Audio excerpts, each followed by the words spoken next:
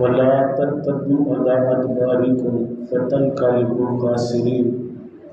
قالوا يا موسى إن فيها قوما جبارين وإنا لن ندخلها حتى يخرجوا منها وإن يخرجوا منها فإنا داخلون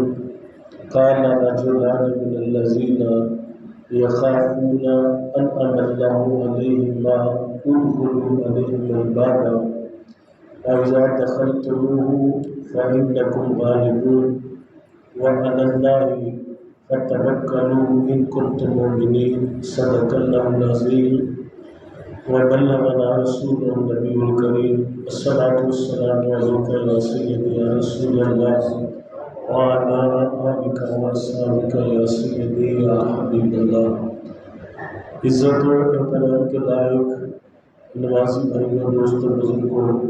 اللہ رب العزت کا لاتعداد مرتبہ شکر کہ جس کی توفیق سے درس قرآن اور تعلیم قرآن کی ان بابرکت گھڑیوں میں ہم سب حاضر ہیں۔ دعا ہے کہ خالق کائنات یہ برکت والی گھڑیاں ہم سب کے لیے نجات اور بخشش کا ذریعہ فرمائے۔ سورہ المائدہ سے درس قرآن کا تسلسل جاری ہے۔ اللہ رب العزت نے آیت نمبر 25 اور 26 میں حضرت موسیٰ علیہ السلام اور ان کی قوم کا ایک واقعہ بیان کیا، جس میں ہمارے لیے بہت بڑا سبق بھی ہے، نصیحت بھی ہے، اور ان آیات بینات سے ہمیں اپنے ضمیر اور دل کے ساتھ کچھ فیصلہ کرنے کی ہمت بھی باندھی جا سکتی ہے کہ بنی اسرائیل کے لوگ اپنے نبیوں کے ساتھ کس طرح کا رویہ رکھتے تھے، اور اگر ہم اپنا جائزہ لیں تو کہیں کسی مقام پہ اپنے نبی کے ساتھ ہونے والے تعلق پر وہ اثرات تو نہیں ہیں کہ جو بنی اسرائیل کے لوگوں میں موجود تھے، اور اللہ تعالیٰ نے ان پر اپنی ناراضگی ظاہر کی۔ فرمایا وَإِذْ قَالَ مُوسَىٰ لِقَوْمِهِ، یاد کرو حضرت موسیٰ علیہ السلام نے جب کہا اپنی قوم سے، یا قوم، اے میری قوم کے لوگوں، اذکروا نعمت اللہ کی نعمتوں کو یاد کرو، اذ جعل فیکم انبیاء، کہ اللہ تعالیٰ نے تمہارے اندر اپنے نبیوں کو پیدا کیا، یعنی بنی اسرائیل سے اللہ نے نبیوں کو پیدا کیا، یہ بہت بڑی نعمت ہے۔ وَجَعَلَكُم مُلُوكًا، اور اللہ نے تمہیں بادشاہ بنایا۔ وَآتَاكُم مَّا لَمْ يُؤْتِ أَحَدًا، اور اللہ تعالیٰ نے تمہیں وہ نعمتیں عطا کی جو کسی اور کو عطا نہیں ہوئی، کہ بنی اسرائیل کے لوگ تھے، اللہ تعالیٰ نے ان کے لیے بنے بنائے کھانوں کا اہتمام کیا، من و سلوہ ان پہ نازل فرمایا۔ بنی اسرائیل کے لوگ تھے کہ وہ جب پانی مانگتے تھے تو اللہ ان کے لیے چشمے جاری کر دیتا ہے، جب وہ دھوپ سے بچنے کی دعا کرتے ہیں تو اللہ ان پہ بادلوں کا سایہ فرما دیتا ہے۔ تو اللہ تعالیٰ نے ان پر یہ نعمتیں کی تھی، اور موسیٰ علیہ السلام ان کو ان نعمتوں کو یاد کروا رہے ہیں۔ یہاں پہ ایک بات یہ معلوم ہوئی کہ اللہ تعالیٰ کسی بندے پر جب کوئی نعمت نازل کرتا ہے، اس نعمت کو یاد کرنا اور اس نعمت کا شکر بجا لانا، یہ موسیٰ علیہ السلام کی طرح نبیوں کی سنت بھی ہے اور اخلاقی فریضہ بھی ہے۔ فرمایا یا قوم ادخلوا الارض المقدس، آئے میری قوم کے لوگوں ارض مقدسہ میں داخل ہو جائے۔ کاتب اللہ لکم، اللہ نے یہ تمہارے لیے مقرر کر دیا ہے۔ وَلَا تَرْتَدُّوا عَلَىٰ أَدْبَارِكُمْ فَتَنْقَلِبُوا خَاسِرِينَ، اور یہاں سے تم نے واپس نہیں آنا ورنہ تم نقصان اٹھانے والے ہو جاؤ گے۔ قالوا، وہ کہنے لگے، یا موسیٰ اے موسیٰ ان فی قوم جباری، یہاں پہ بڑے سخت لوگ موجود ہیں۔ یہ واقعہ ہے اس وقت کا کہ جب موسیٰ علیہ السلام مصر میں تھے تو آپ کی قوم نے کہا کہ ہم نے یہاں پہ نہیں رہنا، اور موسیٰ علیہ السلام اپنی قوم کو لے کر مقام اریحہ کی طرف جو ہے، اریحہ اور تیہا دو مقام کی طرف جو ہے یہ سفر ہوتا ہے۔ جب یہ اریحہ کے مقام پہ آتے ہیں تو ان کو موسیٰ علیہ السلام فرماتے ہیں کہ جاؤ شہر میں داخل ہو جاؤ۔ تو یہ موسیٰ علیہ السلام کی قوم کے لوگ شہر میں داخل ہونے سے ڈرتے ہیں کہ ان کو معلوم تھا کہ شہر میں کچھ ایسے لوگ ہیں کہ جو ہم سے زیادہ طاقتور ہیں، قد میں بھی، مال و دولت میں بھی، روب اور دبدبے میں بھی۔ بلکہ اس بات کی چھان بین کے لیے موسیٰ علیہ السلام نے 12 لوگوں کو بھیجا جن کو نکیل کہتے ہیں۔ 12 لوگ گئے اور ان 12 کے 12 لوگوں کو اس قوم کے ایک ہی بندے نے اپنی بغل میں چھپا لیا۔ جب انہوں نے دیکھا کہ یہ اتنے طاقتور ہیں کہ 12 بندوں کو جو ہے ایک ہی بغل میں یہ چھپا لیتے ہیں، تو ان سے لڑائی کرنا یا ان کا مقابلہ کرنا یہ ہمارے بس کی بات نہیں ہے۔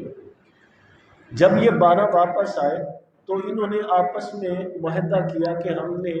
بنی اسرائیل کو یہ نہیں بتانا کہ یہاں کے رہنے والے لوگ کیسے ہیں، اس لیے کہ اگر ہم نے ان کو بتا دیا ان کا حوصلہ ٹوٹ جائے گا، وہ آنے سے انکار کر دیں گے۔ ان 12 میں سے 2 اپنی بات پہ قائم رہے اور 10 جو ہے یہ اپنی بات پہ قائم نہ رہے۔ انہوں نے جا کے موسیٰ کی قوم کے لوگوں کو ڈرایا، دھمکایا کہ تم نے وہاں پہ نہیں جانا، اتنے لمبے قد والے لوگ ہیں، اتنے طاقت والے لوگ ہیں اور بڑے ظالم قسم کے ہیں، سخت قسم کے ہیں۔ جب انہوں نے آ کے ڈرایا نا تو یہ قوم جو ہے موسیٰ علیہ السلام کے ساتھ جانے سے انکار کر بیٹھی۔ اور کیا کہا انہوں نے؟ وہ کہنے لگے اِنَّا لَن نَدْخُلَهَا حَتَّى يَخْرُجُوا مِنْهَا، ہم اس وقت تک اس شہر میں نہیں جائیں گے جب تک جو ہے یہ لوگ یہاں سے نکل نہ جائیں۔ پھر حضرت موسیٰ علیہ السلام نے جب ان کو کہا کہ تم جو ہے اس بات پر پریشان نہ ہو،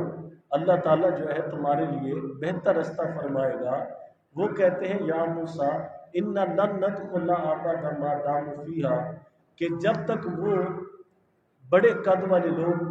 اور وہ لڑاکے لوگ وہاں پہ موجود رہیں گے ہم داخل نہیں ہوں گے۔ فَاذْهَبْ أَنْتَ وَرَبُّكَ فَقَاتِلَا، کیا کہا کہ تم جاؤ اور تمہارا خدا جائے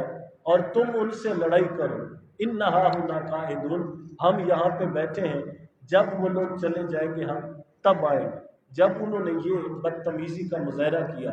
ہٹ درمی کا مظاہرہ کیا، اور انہوں نے موسیٰ علیہ السلام کو یہ خشک اور روکھا جواب دیا کہ تم جانو اور تمہارا خدا جانے، اس کے مقابلے میں آپ کے اور میرے پیارے نبی کے جو غلام ہیں ان کی جرت، ان کی بہادری اور ان کے جذبات کیا کہنے۔ جس طرح ہمارے نبی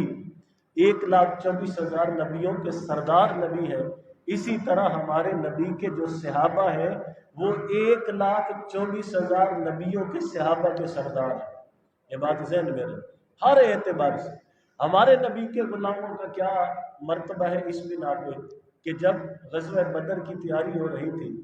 آقا کریم صلی اللہ علیہ وسلم نے صحابہ سے مشورہ لیا تو حضور صلی اللہ علیہ وسلم کے ایک صحابی حضرت سعد بن عبادہ وہ کھڑے ہوئے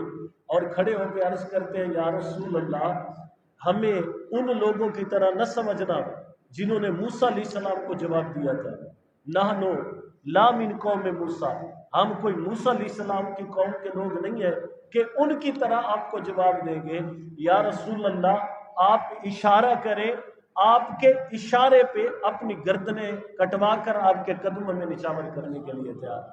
آپ ہمیں اشارہ کریں، آپ کے اشارے پہ سمندر میں کود جانے کے لیے تیار۔ اسی طرح حضرت مقداد رضی اللہ تعالیٰ عنہ آپ کھڑے ہوئے اور عرض کرتے ہیں یا رسول اللہ، ہم قوم موسیٰ کے لوگ نہیں ہیں، ہم قوم محمد کے لوگ ہیں،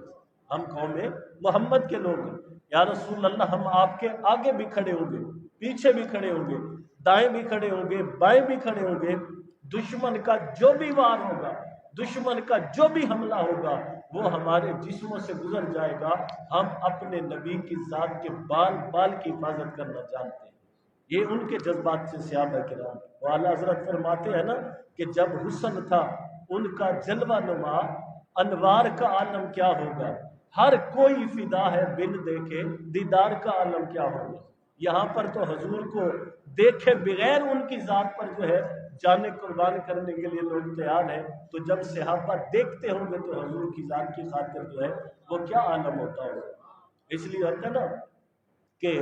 حسن یوسف پہ کڑی انگشت زنا، حسن یوسف پہ کٹی انگشت زنا، کہ حسن یوسف کو دیکھ کر مصر کی عورتوں کی انگلیاں کٹ گئیں، اور تیرے نام پہ سر کٹاتے ہیں، تیرے نام پہ سر کٹاتے ہیں مردان عرب،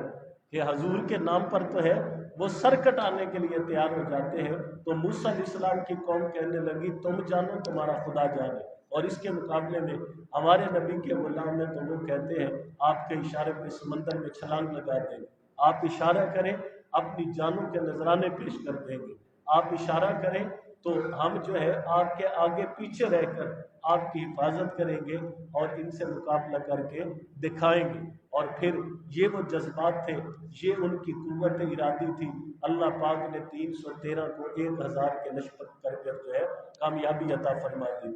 تھی۔ 313 کی یہ جرأت تھی، اللہ نے ان کی مدد کے لیے فرشتے آسمان سے اتار دیے تھے۔ ٹھیک ہے، علامہ اقبال کہتے ہیں نا کہ فضائے بدر پیدا کر، فضائے بدر پیدا کر کہ تیری نصرت کو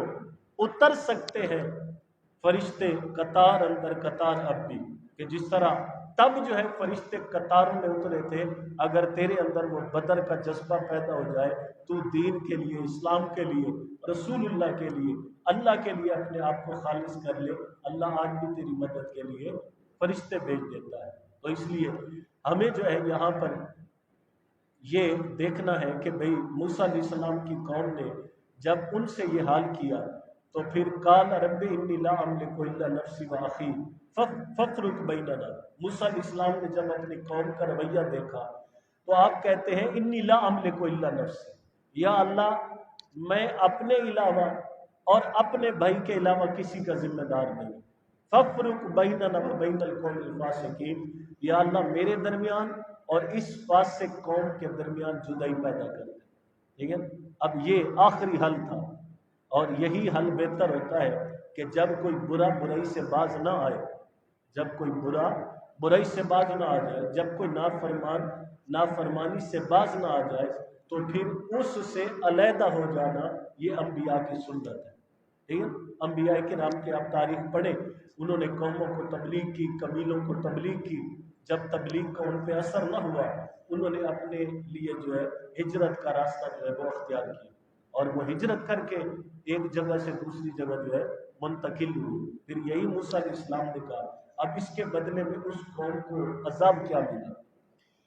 جب آپ کی قوم نے آپ کی نافرمانی کی، کہنا نہیں نہ مانا، تو مقام اریحہ پر 40 سال اللہ تعالیٰ نے اس قوم کو عذاب میں مبتلا کیا، 40 سال اریحہ کے مقام، اور ان کو عذاب کیسا تھا، وہ جس وادی میں بیٹھے تھے نا وہ وادی تقریباً 28 کلومیٹر پر مشتمل تھی، 28 کلومیٹر پر مشتمل تھی، اور وہ 40 سال اسی وادی کے اندر گھومتے رہے، کہ صبح اٹھتے اور وہ سفر شروع کرتے، چلتے رہتے چلتے رہتے چلتے رہتے، جب شام ہوتی تو پھر وہیں پہ کھڑے ہوتے۔ یعنی اللہ تعالیٰ نے ان کے لیے یہ عذاب کی کیفیت بنائی کہ 40 سال اس 28 کلومیٹر کی حدود سے وہ نکل ہی نہیں سکے۔ اللہ تعالیٰ نے من و سلوہ بھی ان سے لے لیا، اللہ نے بنے بنائے کھانے بھی ان سے لے لیے، ان کے کہنے پہ اللہ نے بارش کا انتظام بھی ان کے لیے روک لیا، ان کے لیے چھاؤں کا انتظام بھی روک لیا، اور اللہ تعالیٰ نے پھر دنیا کو بتا دیا کہ جو اللہ کے نبیوں کی نافرمانی کرتا ہے تو ان کے ساتھ جو ہے پھر یہ حال ہوتا ہے۔ آج ہمارا معاشرہ بھی جو ہے رسول اللہ صلی اللہ علیہ وسلم کی اطاعت اور فرما برداری کے اعتبار سے زوال کا شکار ہے، کمی اور خامی کا شکار ہے۔ ہمیں بھی اپنا محاسبہ کرتے ہوئے، اپنے ضمیر سے یہ فیصلہ لیتے ہوئے اپنے آپ کو آقا کریم صلی اللہ علیہ وسلم کی اطاعت میں فرما برداری میں لانا ہوگا، اور اس کا انعام یہ ہے، آقا کریم صلی اللہ علیہ وسلم فرماتے ہیں کہ من اطاع سنتی فإنہ معی فی الجنہ، کہ جو دنیا کی زندگی میری اطاعت کے مطابق گزارتا ہے، میرے طریقے کے مطابق گزارتا ہے، وہ قیامت کے دن میرے ساتھ اکٹھے جنت میں جائے گا، ٹھیک ہے؟ اور حضور صلی اللہ علیہ وسلم فرماتے ہیں میں سب سے پہلا ہوں گا کہ جو جنت کا دروازہ کھٹکھٹاؤں گا، اور میرے دروازے کھٹکھٹانے پہ جنت کا دروازہ کھلے گا، اور میرے داخل ہونے کے بعد پھر اہل جنت میں داخل ہوں گے۔ تو اگر ہم چاہتے ہیں کہ رسول اللہ صلی اللہ علیہ وسلم کی اطاعت، آپ کی قربت، آپ کی خیر خواہی، آپ کی رحمت جو ہے وہ ہمارے شامل حال رہے، تو ہمیں حضور صلی اللہ علیہ وسلم کے بتائے ہوئے اقوال اور آپ کی سنتوں کے مطابق اور آپ کی اطاعت میں زندگی گزارنی ہوگی۔ اللہ کے حضور التجا ہے کہ اللہ آقا کریم کی کامل اتباع اور پیروی کا نور عطا فرمائے۔ اللہم صلی علی سیدنا و مولانا محمد وعلی آلہ وصحبہ باللہ صلاۃ دائمۃ بدوام ملک اللہ۔